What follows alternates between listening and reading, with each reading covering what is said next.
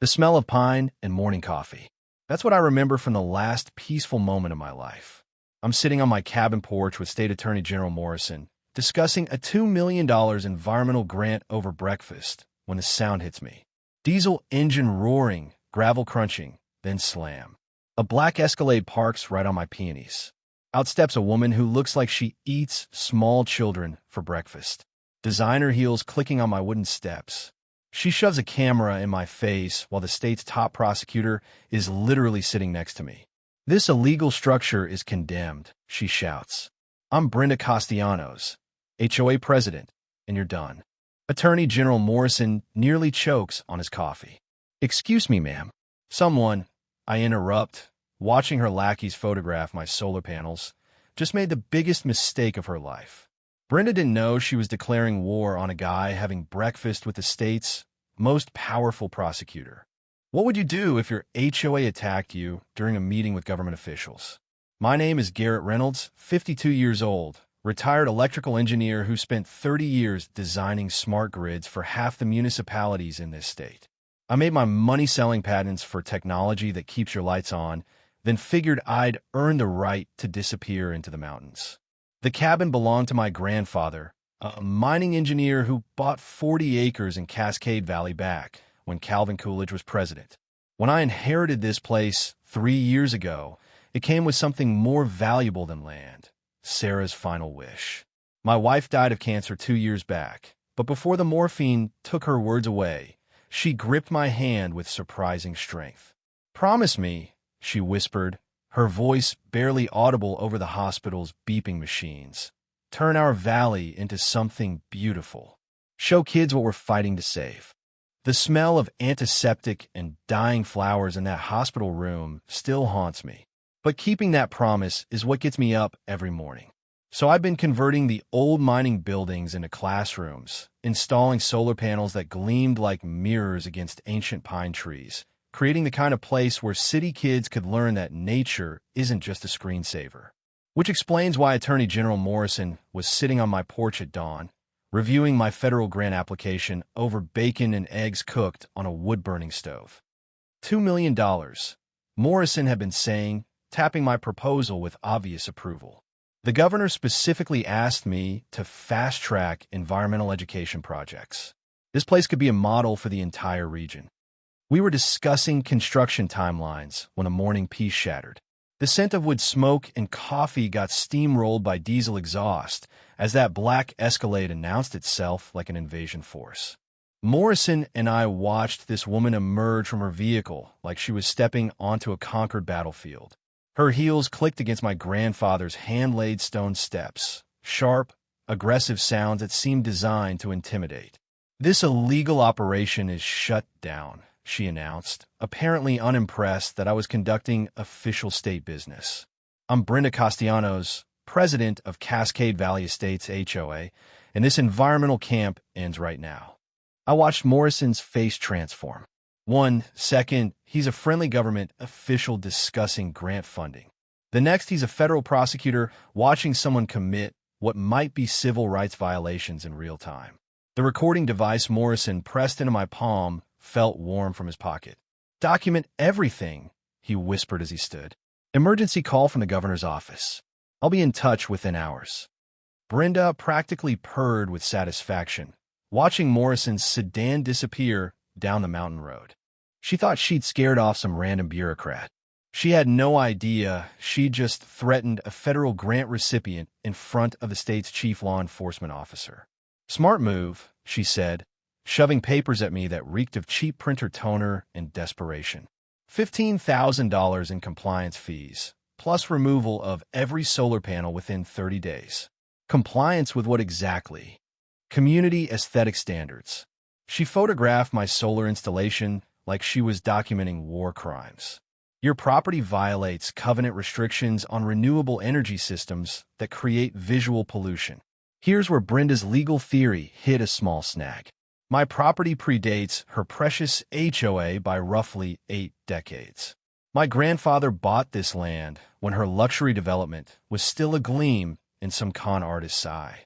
But watching her document my violations with the intensity of a crime scene photographer, I realized this wasn't about aesthetics. This was about a bully who'd gotten used to crushing anyone who didn't fit her suburban fantasy. The wind chime Sarah had hung on the porch tinkled softly in the morning breeze, a gentle sound completely at odds with Brenda's harsh demands. Those chimes had been Sarah's way of bringing music to our mountain sanctuary. Brenda Castellanos had just declared war on my dead wife's memory.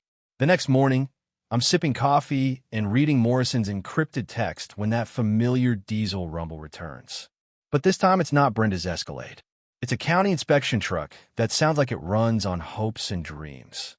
Out steps Dale Kruger, clipboard clutched like a shield, looking about as comfortable as a vegetarian at a barbecue contest. The morning air carries the scent of pine sap and his obvious nervousness as he trudges toward my porch. Mr. Reynolds, Dale Kruger, County Building Inspector. Got complaints about your electrical system. Through my binoculars, I spot Brenda's black SUV lurking at the tree line like a suburban predator. The woman apparently has nothing better to do than cosplay as a spy. What kind of complaints?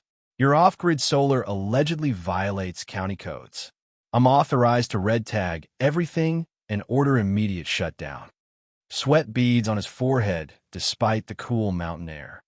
Mrs. Castellanos filed formal paperwork. Mrs. Castellanos designs strip malls, not electrical systems. Yeah, well, Kruger's voice drops to a whisper. She's offering serious money to make problems disappear. $8,000 for emergency inspection fees, or I shut you down today. That's when my phone explodes with calls.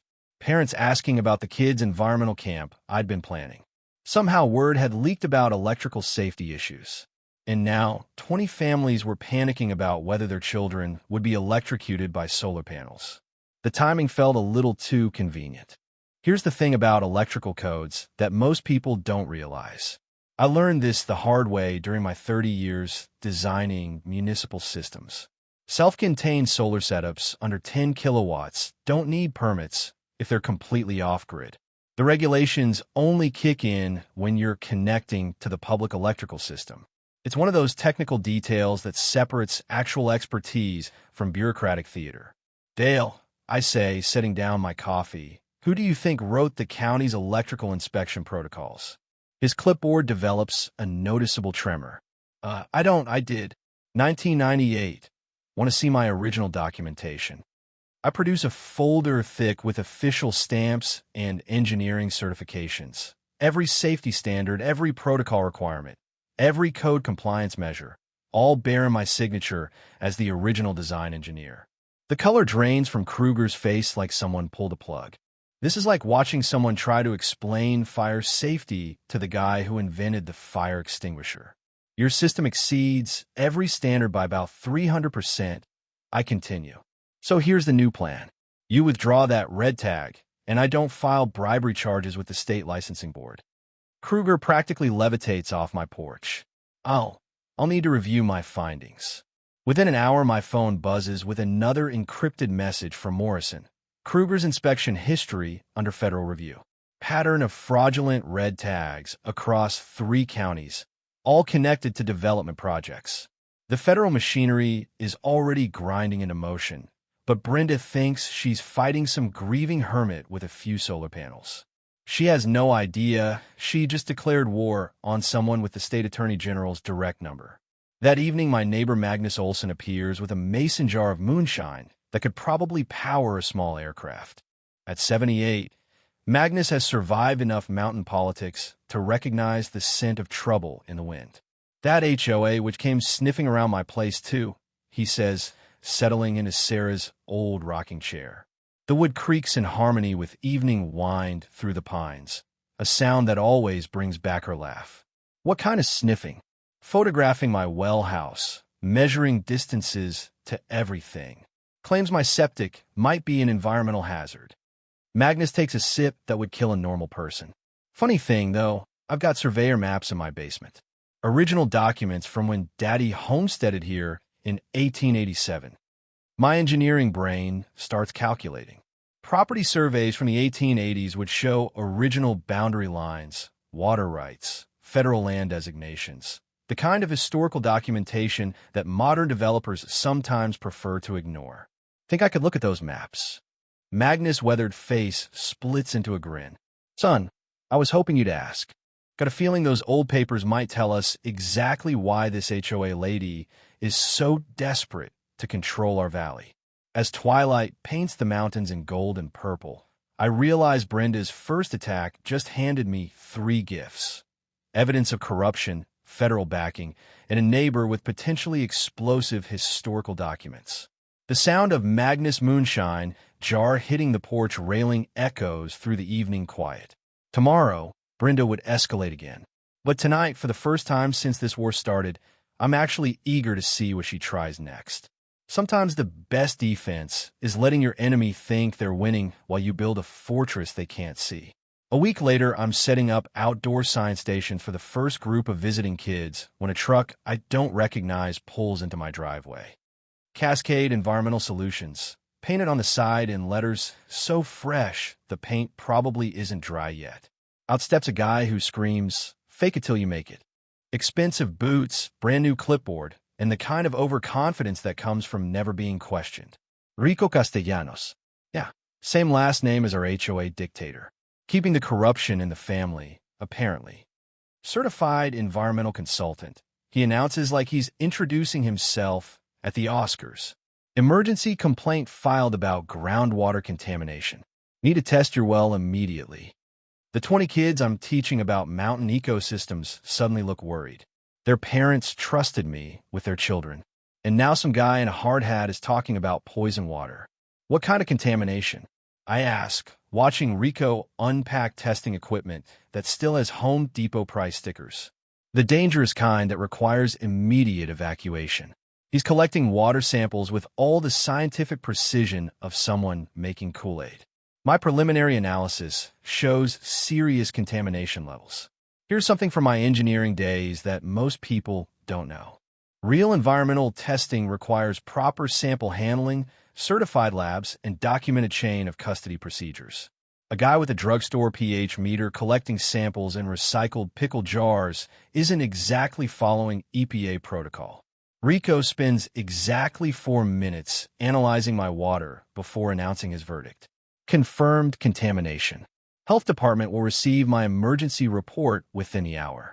You'll need immediate septic replacement, $25,000 through my recommended contractor. That's when the trap springs. My phone rings with a call that makes my blood freeze. Mr. Reynolds, this is County Health Department.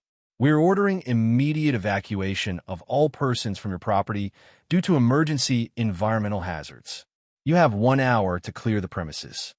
20 kids, 20 parents who trusted me, and now I'm supposed to tell them their children might have been exposed to contaminated water while learning about environmental protection. The irony tastes like ashes in my mouth. But here's where Rico's amateur hour performance falls apart. I notice him photographing not just my well, but my solar installation, my workshop, even Sarah's memorial garden. Environmental consultants test water. They don't conduct property appraisals. Rico, I say, mind showing me your state certification? His swagger evaporates faster than mountain mist in sunshine. My credentials are currently being renewed with the licensing board, which means you don't have any. 20 minutes later, a federal vehicle arrives that makes Rico's truck look like a toy. EPA agent Patricia Hayes steps out with the kind of equipment that costs more than Rico's entire operation and the no-nonsense expression of someone who's dealt with actual environmental disasters. Mr. Reynolds, EPA Regional Office. We received reports about water contamination. She glances at Rico, who's suddenly very interested in his phone screen. Standard protocol requires independent federal verification for evacuation orders. Rico's fake equipment disappears into his truck like evidence at a crime scene. Got other appointments, he mumbles, tearing down the mountain road so fast he leaves rubber on my gravel. Agent Hayes runs proper tests with sealed containers, certified procedures, and actual scientific methodology. The kind where samples go to real laboratories instead of getting eyeballed by someone's cousin with a chemistry set. Results arrive the next day. My well water is cleaner than most municipal supplies. But here's the kicker. Rico's contaminated samples actually came from Poison Creek, 2 miles away, near an abandoned mining operation. His environmental expertise apparently didn't include knowing which body of water he was testing. Your boy Rico's got some explaining to do, I tell Brenda when she calls, demanding payment for his emergency consultation. Rico is a certified professional. Rico's certification apparently didn't cover basic geography. He tested the wrong creek. The silence stretches long enough for me to hear her brain recalculating. Then this valley will be developed one way or another. That evening, Morrison calls with news that changes everything. Rico's cooperating with federal investigation. Turns out your HOA president's been running the same contamination scam across 3 counties. Always the same pattern. Fake environmental crisis, forced evacuation, property acquisition. Magnus arrives with his evening moonshine and those historical documents we discussed. The 1887 surveyor maps feel fragile as ancient secrets between my fingers. Look here, Magnus says, pointing to faded boundary markers. According to these original surveys, that entire HOA development sits on federal land that was illegally transferred in the 1970s. The implications hit like an avalanche. If these maps are accurate, Brenda's luxury development is built on stolen government property. No wonder she's so desperate to control the surrounding historic properties. We're witnesses to the original boundaries. The taste of Magnus moonshine burns away the day's stress as stars appear overhead. Brenda's environmental warfare just handed me federal allies and evidence that could destroy her entire empire. Sometimes your enemy's desperation is your greatest weapon. I'm teaching a group of teenagers how to identify edible mountain plants when the certified letter arrives, delivered by a courier who looks like he'd rather be handling radioactive waste. The envelope bears the official seal of Cascade County Zoning Board, and its contents make my blood pressure spike into orbit. Notice of immediate cease operations. Unlicensed commercial recreation facility. 30 kids are arriving tomorrow for the first official Sarah Reynolds Environmental Learning Center session. Their parents have driven from 3 states, taken vacation time, paid program fees, and now some bureaucrats are claiming I'm running an illegal summer camp that violates commercial zoning restrictions. The retroactive permit fees alone would cost $40,000, more than I've spent on the entire facility. My phone explodes with Morrison's ringtone before I finish reading the legal nightmare. Emergency zoning hearing in 2 hours, he says without preamble. They try and shut you down before your federal grant gets approved. Can they do that? Not if we move fast. File nonprofit incorporation immediately. But, Garrett, this hearing feels like a setup. Someone leaked your federal grant application. The betrayal hits harder than the legal threat. Only 3 people knew about the federal funding timeline. Morrison, myself, and whoever Morrison had discussed it with in confidence. Someone with access to federal grant information had fed details to Brenda's zoning board allies. I spent 90 minutes racing through IRS Form 1023, documenting every lesson plan, every educational objective, every environmental protection goal Sarah and I had dreamed about. The paperwork feels like armor. Bureaucratic protection against bureaucratic attack. The zoning hearing takes place in a conference room that reeks of institutional cleaning supplies and political corruption. Chairman Wesley Park fidgets with documents while board members Janet Kowalski and Robert Sage avoid eye contact. They know this is a hit job, but they're going through the motions anyway. Brenda sits front row center with an evidence folder thick enough to stop bullets, practically purring with anticipated victory. Mr. Reynolds, Park begins reluctantly. You're operating an unlicensed commercial facility in violation of County Ordinance July 2 and D14. The board has received complaints about unpermitted recreational activities involving minors. What complaints? Brenda stands like a prosecutor addressing a jury. 30 children arriving tomorrow for paid camping activities. Clear commercial operation disguised as environmental education. The county has photographic evidence of commercial playground equipment, overnight accommodations, and fee-based instruction. She's not wrong about the facts, just the interpretation. But then comes the trap I didn't see coming. The story continues with escalating attacks, evidence destruction at my university office, burglary at Rosa's law office, An attempt on Magnus' life, disguised as a medical emergency, bribery of a court-appointed psychiatrist to declare him incompetent, federal prosecutors being blocked by Morrison's influence, and finally a massive federal press conference where indictments rained down on Brenda, her family, corrupt officials, and even Morrison recuses himself to save his career. In the end, federal justice prevails. Brenda's sentenced to 15 years, accomplices imprisoned, $50 million victim compensation fund, the land restored as an environmental preserve, and Sarah's dream fully funded as the Sarah Reynolds Federal Environmental Learning Center. Magnus becomes the official historian, giving tours at 79. Kids graduate inspired to protect the planet. Ecotourism revives the local economy, and the valley heals, proving that sometimes ordinary people, armed with truth, historical evidence, and federal law, can dismantle decades of corruption and turn a widow's final wish into something beautiful for generations. The porch wind chimes still sing in the mountain breeze, harmonizing now with children's laughter and the sound of native wildflowers being planted where luxury homes once stood.